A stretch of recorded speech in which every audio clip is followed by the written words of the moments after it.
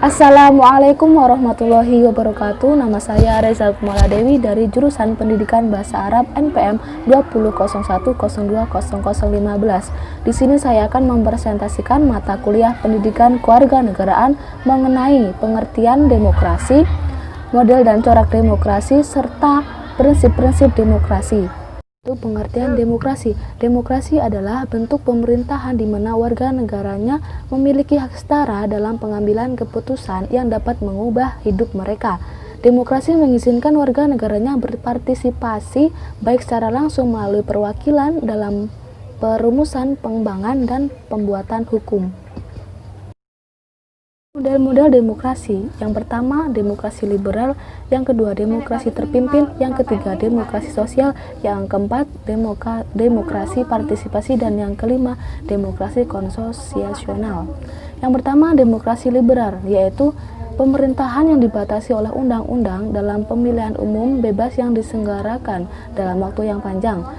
Demokrasi terpimpin yaitu para pemimpin percaya bahwa semua tindakan mereka dipercaya rakyat, tetapi menolak pemilu yang bersaing sebagai kendaraan untuk menduduki kekuasaan. Kemudian demokrasi sosial adalah demokrasi yang menaruh kepedulian pada keadilan sosial dan egalitarisme bagi persyaratan untuk memperoleh kepercayaan politik.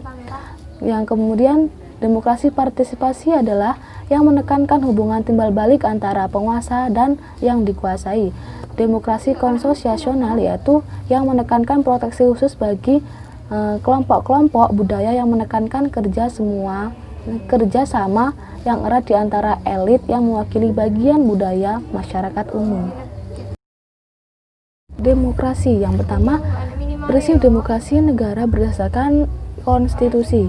Prinsip ini terkait dengan undang-undang dasar atau semua yang ditetapkan konstitusi dijadikan landasan dalam berbangsa dan bernegara. Fungsinya apa? Yaitu sebagai pembatas kewenangan pemerintah dan bisa memenuhi hak rakyat. Dengan begitu rakyat dapat mendapatkan tidak dapat mendapatkan perlakuan sewenang-wenang dari penguasa.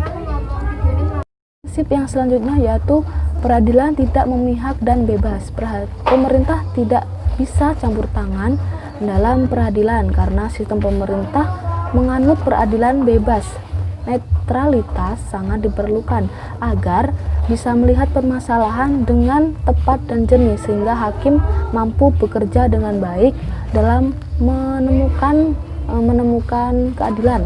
Kemudian menentukan keputusan yang adil dalam setiap perkara yang ditanganinya. Prinsip yang ketiga yaitu kebebasan berpendapat dan berserikat. Setiap warga negara bebas untuk membentuk organisasi atau berserikat, sekaligus tidak membatasi haknya untuk mengeluarkan pendapat. Namun, pendapat itu tentunya harus disampaikan dengan bijak.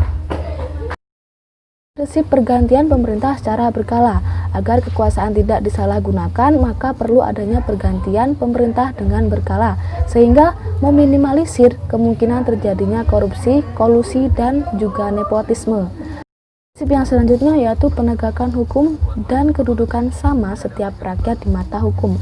Kebenaran sama setiap rakyat di mata hukum, tidak boleh pandang bulu atau berat sebelah. Oleh karena itu, setiap warga memiliki kedudukan yang sama di depan hukum. Jadi, setiap pelanggaran hukum harus mendapatkan hukuman tegas. Prinsip jaminan hak asasi. Sistem demokrasi dikatakan berhasil diterapkan kalau dibarengi dengan perlindungan HAM, karena hak dasar ini adalah hak setiap manusia. Prinsip yang terakhir yaitu kebebasan pers.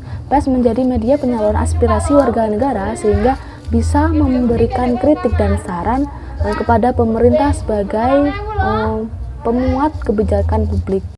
Dapat saya sampaikan, semoga bermanfaat. Saya akhiri. Wassalamualaikum warahmatullahi wabarakatuh.